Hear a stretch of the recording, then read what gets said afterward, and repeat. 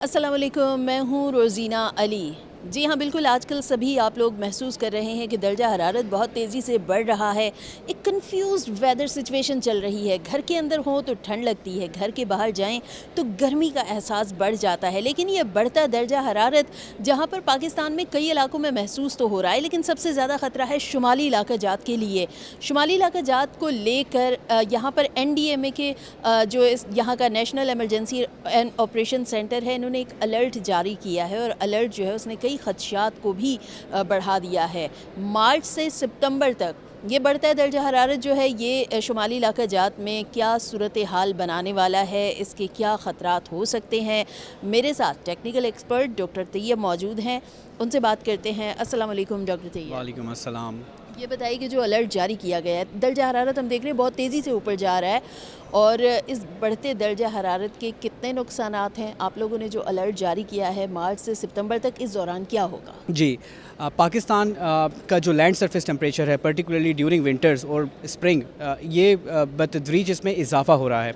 और इस साल की जो प्रोजेक्शंस हैं, जैसे कि मार्च, अप्रैल, मई एंड ऑब्वियसली फरवरी एंड, इसमें बतदरीज लैंड सरफेस टेम्परेचर यानी ज़मीनी दर्जा हरारत में इजाफा होगा। और इसका सबसे ज़्यादा जो इफ़ेक्टेड रीजन है वो पाकिस्तान का शुमाली इलाके जात हैं, गिलगित बल्तिस्तान, आज़ाद जम्मू एंड कश्मीर और शुमाली खैबर पख्तूनख्वा। चूँकि हिंदू कुश हिमालयन कराकोरम की जो लैंड सरफेस टेम्परेचर है ये ग्लोबल एवरेजेस में 3 से 4 डिग्री सेंटीग्रेड बियॉन्ड इसमें टेम्परेचर की डिपार्चर है। और ये एक बहुत बड़ा ख़तरा है पाकिस्तान के लिए और उन ममालिक के लिए जो कि हिंदू कुश हिमालयन कराकोरम के बहते हुए पानी पे जिनकी मुनहसर हैं। अब पाकिस्तान की बात की जाए तो पाकिस्तान का जो स्पेसिफिक जो नॉर्थ 36 पैरेलल है, ये तकरीबन 2 लाख स्क्वायर किलोमीटर का एरिया पाकिस्तान का कंप्लीट ग्लेशिएटेड नॉर्थ रीजन है और इसमें 13,000 से ज़्यादा ग्लेशियर्स मौजूद हैं। ये तादाद ग्लेशियर्स की पोलर रीजन्स के बाद, आर्कटिक और एंटार्कटिक के बाद दुनिया में सबसे ज़्यादा है। यानी ये यूरोपियन एल्प्स रेंज और जूरा रेंज से भी ज़्यादा माउंटेन्स पे जो ग्लेशियर्स मौजूद हैं ये पाकिस्तान के हैं और इसलिए पाकिस्तान को थर्ड पोल का भी नाम दिया जाता है। यानी ये तीसरा पोल है जहाँ पे सबसे ज़्यादा ग्लेशियर्स की तादाद है। अनफॉर्चुनेटली ग्लोबल वार्मिंग का सबसे ज़्यादा इफ़ेक्ट पाकिस्तान के नॉर्थ रीजन पे अब सबसे ज़्यादा होगा। रीज़न ये है कि ये ग्लेशियर्स के ऊपर टेम्परेचर राइज़ हो रहा है। लैंड सरफेस टेम्परेचर तकरीबन 3 से 4 डिग्री सेंटीग्रेड बियॉन्ड नॉर्मल इस साल भी चल रहा है और जिसकी वजह से, और ये ना सिर्फ इस साल बल्कि अगर हम हिस्टोरिकल प्रोफाइल भी देखें 3-4 सालों से HKH रीजन जो है ये अंडर सवेयर क्लाइमेटिक थ्रेट में है और जिसकी वजह से जो HKH रीजन पे जो मुनहसर ग्लेशियर्स हैं ये तेज़ी से पिघल रहे हैं और इसी पिघलने की वजह से पाकिस्तान के नॉर्थ रीजन में 3,000 से ज़्यादा ग्लेशियर्स लेक झीलें बन चुकी हैं और इन ग्लेशियर्स लेक्स के अंदर पानी का में इजाफा हो रहा है, जिसको हम कहते हैं ग्लेशियर लेक के वॉल्यूम में सर्ज हो रहा है। और इस सर्ज की वजह से बहुत सी ऐसी लेक्स हैं जो कि जिनमें फटने को, जिसको हम ग्लॉफ कहते हैं, ग्लेशियर लेक आउटबर्स्ट फ्लडिंग, उसके चांसेस बहुत ज़्यादा हो चुके हैं। इस साल भी इन लेक्स की तादाद जो वल्नरेबल, जो कि फट सकती हैं, पिछले साल से ज़्यादा होकर 50 ऐसी लेक्स बन चुकी हैं जिस पे ग्लेशियर लेक आउटबर्स्ट फ्लडिंग के चांसेस बहुत ज़्यादा है। और ये ज़्यादा ग्लेशियर लेक्स जो हैं ये गिलगित बल्तिस्तान में मौजूद हैं और खैबर पख्तूनख्वा के नॉर्थ चित्राल रीजन में है, जिसमें 10 ऐसी लेक्स हैं जो कि इस साल आने वाले 15 से 20 दिन में, जिसमें ग्लेशियर लेक आउटबर्स्ट फ्लडिंग के चांसेस तो बिल्कुल बहुत ज़्यादा हो चुके हैं। और एनडीएमए की प्रोफाइलिंग के मुताबिक चित्राल में मौजूद बूनी ग्लेशियर या रेशुन ग्लेशियर और दरकुत ग्लेशियर और इसके साथ साथ सरदार गोल, थल्लू 1, थल्लू 2 और जबकि गिलगित बल्तिस्तान में भी बहुत से ग्लेशियर्स हैं जिसमें बदस्वाद ग्लेशियर, हुंदर ग्लेशियर, चांटर ग्लेशियर और साथ साथ शिस्पर ग्लेशियर, मुचवार ग्लेशियर, ये वो सारे ग्लेशियर्स हैं। हुंदर ग्लेशियर जिसकी रिस्क प्रोफाइलिंग जो एनडीएमए के पास डेटा मौजूद है वो ये इंडिकेट कर रहा है कि बढ़ते हुए टेम्परेचर की वजह से इन रीजन्स की ग्लेशियर लेक्स के फटने के काफ़ी चांसेस हैं। एनडीएमए ने कंप्लीट रिस्क प्रोफाइलिंग करके वो रीजन्स के खुदा न खास्ता अगर ग्लेशियर लेक फटती है तो नीचे मौजूद जितनी भी आबादियाँ हैं, जिसमें सेटलमेंट्स हैं, क्रिटिकल इंफ्रास्ट्रक्चर है, ब्रिजेज़ हैं, स्कूल्स के डिफरेंट जो स्कूलिंग इंफ्रास्ट्रक्चर मौजूद हैं, हॉस्पिटल्स की और सबसे ज़्यादा जो एग्रीकल्चर फैसिलिटीज़ हैं इनकी कंप्लीट एक्सपोजर कैलकुलेशन करके जो concern provincial disaster management authorities को डेटा फराहम कर दिया गया है। लेकिन इसके साथ साथ ये सिर्फ ग्लेशियर लेक के फटने के चांसेस मौजूद नहीं हैं। बढ़ते हुए दर्जे हरारत की वजह से सबसे बड़ा जो ख़तरा इस वक्त मौजूद है वो ये है कि डैम्स का तेज़ी से भरना। पाकिस्तान में जो तरबेला डैम है ये 80% इसकी जो तरबेला डैम में जो वाटर फीड होता है ये ग्लेशियर और स्नो मेल्टिंग की वजह से होता है और बाकी जो 20% है ये रेन फेड है। अब इस साल भी अगर तरबेला डैम की अगर हम बात करें तो ये 197% बियॉन्ड नॉर्मल लास्ट 5 ईयर से ज़्यादा टेम्परेचर के बढ़ने की वजह से ये बढ़ता जा रहा है और इस साल तरबेला डैम वक्त से पहले इसमें एक एनॉमली आ चुकी है। मंगला डैम की बात की जाए तो आज़ाद जम्मू एंड कश्मीर में सबसे ज़्यादा टेम्परेचर डिपार्चर है और यहाँ पे तो हत्ता कि जो कश्मीर की वैली है और नॉर्थ रीजन कैचमेंट एरियाज़ जिसमें कांचे कैचमेंट है और इसके साथ नीलम और जो other catchment areas 5 catchment areas जो झेलम को फीड करते हैं ये तमाम कैचमेंट एरियाज़ में टेम्परेचर बढ़ने की वजह से स्नो मेल्टिंग की वजह से ऑलमोस्ट 290% मंगला डैम का भी इस वक्त फ़्लो इंक्रीज़ हो चुका है उसमें और ये अर्ली स्नो मेल्टिंग की वजह से। और पाकिस्तान में जो सबसे बड़ा ख़तरा भी ये है कि ग्लेशियर मेल्टिंग की वजह से जो परसिस्टेंट स्नो कवरेज है वो लास्ट कंपैरेटिव जो प्रीवियस ईयर्स हैं 26 से 27% तक ज़्यादा जो स्नो ने ग्लेशियर में को फीड करना था एज एन आइस, क्योंकि स्नो और आइस में डिफरेंस होता है। ये स्नो डायरेक्ट मेल्ट होके नीचे रिवर्स के अंदर फ्लो करके डैम्स को फीड कर रही है, लेकिन हमारे ग्लेशियर्स को स्टेबल नहीं कर रही। ग्लेशियर्स तभी स्टेबल होते हैं कि स्नो को इतना टाइम मिले कि वो आइस में कन्वर्ट हो। वो complete morphological analysis NDMA team ने किया, उससे ये फैक्ट सामने आए कि पाकिस्तान की ग्लेशियर रिट्रीटिंग में जो स्नो परसिस्टेंस की रिडक्शन है वो 26 से 27% है। इसमें हमने ग्लोबल डेटा ICI मॉड का, नासा का जो हैटमैट का डेटा है और चाइना का जो तिब्बतियन माउंटेन रेंजेस की जो इंस्टीट्यूट है जो कि पर्टिकुलरली हाई एशिया माउंटेन की स्टडी करती है, ये फैक्ट्स जो हमारे सामने हैं that are very dangerous for Pakistan. Because Pakistan जो ऐसा कंट्री है जिसमें रिवर का फ़्लो प्राइमरीली डिपेंडेंट है ग्लेशियर्स के, और आने वाले सालों में अगर ग्लेशियर्स ऐसे ही पिघलें तो ऐसा वक्त ज़रूर आ सकता है जिसमें पाकिस्तान के रिवर्स के अंदर पानी में कमी होगी।